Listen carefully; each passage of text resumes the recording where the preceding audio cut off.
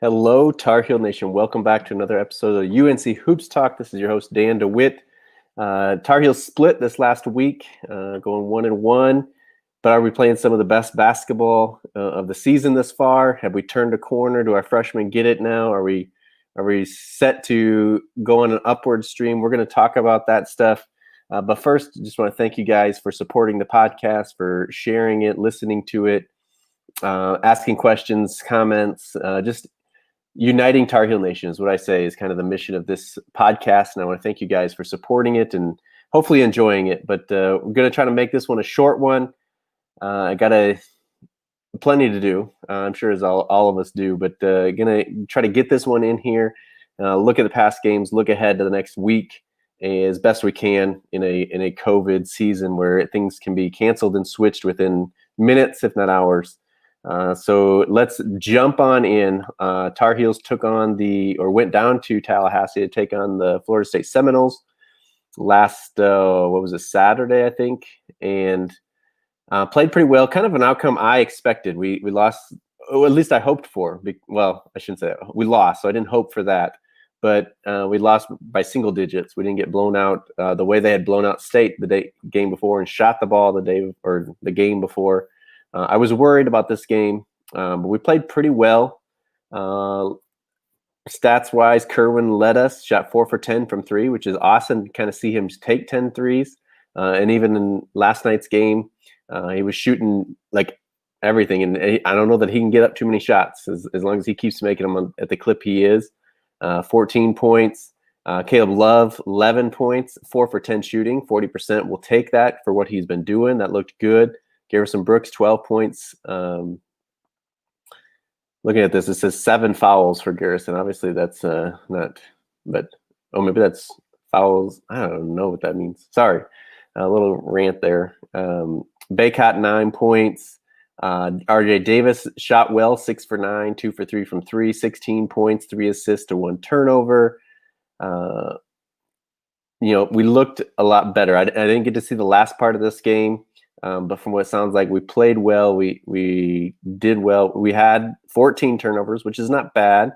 Not as bad as we've had and not as good as we want or have had either.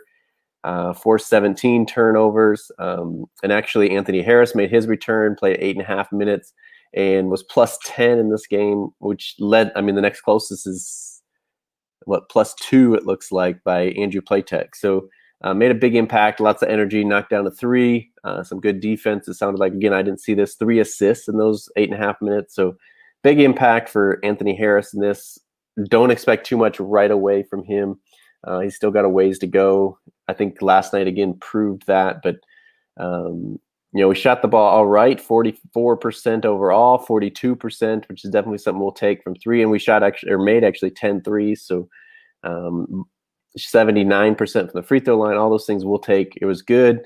Obviously, we would like to win. Florida State looks like they could win the league again. Them and Virginia kind of look like they're going to be at the top unless Clemson can get back on track. But so that's the Florida State game. Last night, we took down Wake Forest. Didn't look pretty in the first half. We were pretty up and down. I believe it was tied 33-33 at halftime. And then we came out strong in the first 4 minutes of the second half. And then they went on a rampage from 3 to kind of cut it down. It wasn't like we weren't scoring. The problem was previous games, we would go on stretches where we just couldn't score. The lineups weren't effective offensively. We just went cold. We just took bad shots, turned the ball over. Like we just had big stretches. And against good teams, we'd get down and we were fighting from behind. Here, we didn't really have that stretch. We kept scoring. Problem was they were knocking down threes, and it's been well documented here. They had the guy go 4 for 24 in the season, hit 7 threes against us, 27 points, and they just got right back in the game. But our guys, again, we've said this all year about this team. They don't quit. They kept fighting. They pulled it out, 80-73 win. Again, good to be up at the 80-point mark, scoring points. And again, the biggest thing is we didn't have the turnovers, 12 turnovers. And actually, a good sign was we didn't have the offensive rebounds we normally do. We only had 10. The announcers kept talking about how well Wake Forest was rebounding against us. We only out-rebounded them 38-36. They were right there with the rebounding. And, we kept plugging. We didn't settle for threes. We only shot 3 for 9 from the 3-point line, which percentage-wise is, okay. But the fact that we didn't just start jacking up threes and doing everything from the outside, we kept pounding inside, and it was effective. We kept scoring. Armando, 18 points, 6 rebounds. Garrison Brooks, 10.7 rebounds. Dayron did not have a good game, but still six rebounds. And then Caleb Love kind of broke out, 20 points. But the best part of that 20 points is he shot 7 for 12, 2 for 3 from the 3-point line, and actually was worse than he has been from the free throw line, 4 for 7. So he kind of broke out. Still 3 assists to 3 turnovers. But again, the way it's been, even Florida State, he was, I think, 0 assists, 4 turnovers. So that was better. And then RJ Davis as well, shot 4 for 7, didn't shoot any threes, 13 points. He just seems like he's making the right decisions there. And then Leaky Black did what he's got to do: 8 points, 6 rebounds, 8 assists to 1 turnover. Great stat line for Leaky Black. We would take that every single time.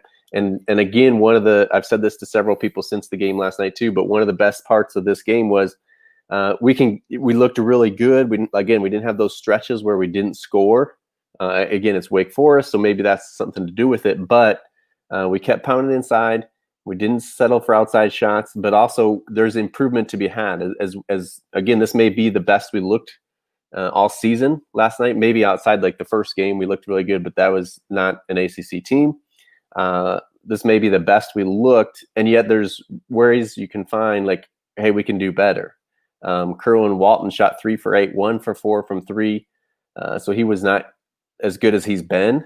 If he gets, back to where he was, even doesn't have to be perfect, but back where he was. Like I said before, Sharp was not good. He shot 1 for 6 in this game, just 4 points. He can get better.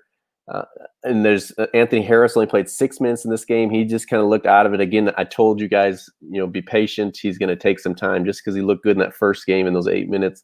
Give him some time to get back and get kind of this. That was this is his 7th game as a UNC. So really, Caleb Love, Kerwin Walton, RJ Davis, Sharp, they've played more games than he has. Obviously, he's been in the system. He knows what Roy wants more. But again, he's going to take time. So be patient with him. But like I said, this, I think, is the best basketball we've been playing, and there's room for improvement. That's maybe the best part to me, is that there's still room to get better and to see where we can do better and still improve as we're going. Now, the schedule does not get easier. We talked about that in the last podcast. Are we streaking right now because of who we were playing? We played Notre Dame. We played a beat-up Miami team, Syracuse, and they were all kind of close games. So is it we're winning because we're playing them, or can we build off this? And I think the answer is kind of both. Obviously we're playing the bottom to middle teams of the ACC there. We went up to Florida State, and yes, we were competitive, but we still lost. Are we going to be able to beat those top teams in the ACC? And we're about to find out. So we're supposed to have NC State on Saturday at 2 p.m. Eastern. Says it's on ESPN right now. North Carolina State is shut down. I don't know when they're supposed to reevaluate. I wouldn't be surprised. I'm recording this noon Eastern on Thursday. I wouldn't be surprised with this afternoon or even yet tomorrow we find out that game's not going to happen. Maybe they can find somebody that quickly. We know how quickly it happened with the Notre Dame game, but we'll see what happens with that one. State hasn't been the same. Again, when teams are shut down, when they first come back, I don't know that, again, if they're shut down, if they're not practicing, I don't know that they're going to want to play on Saturday, especially against us at Chapel Hill. And so, yeah, I don't know. And it's kind of hit or miss when teams come out of a pause. Either they're kind of jacked up that they get to play again and they play well, or they've kind of laid eggs. I've seen both this season as teams come back off pauses.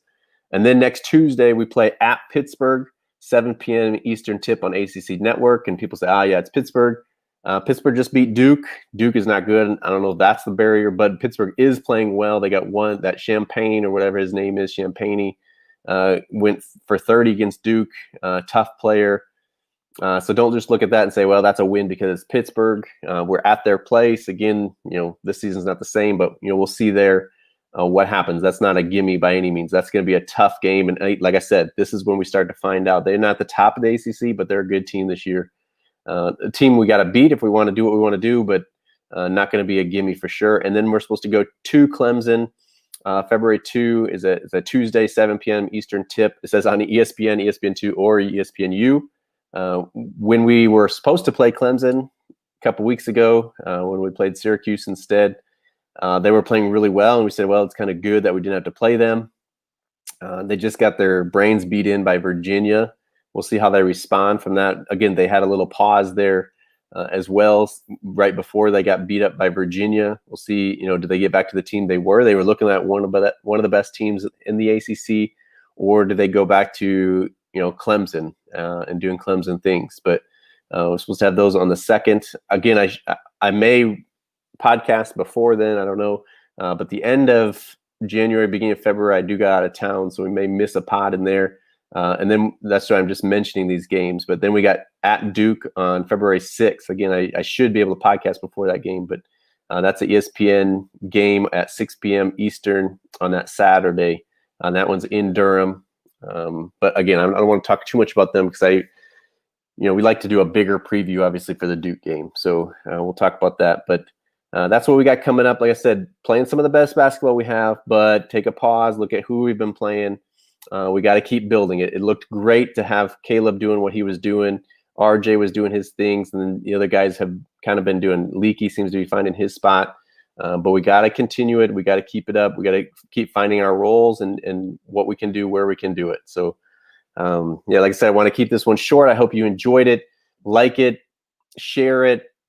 Make sure you subscribe, and then make sure you're connected with me on social media, Twitter, Instagram, wherever it may be. But thanks for listening. Thanks for subscribing. Until next time, go Heels.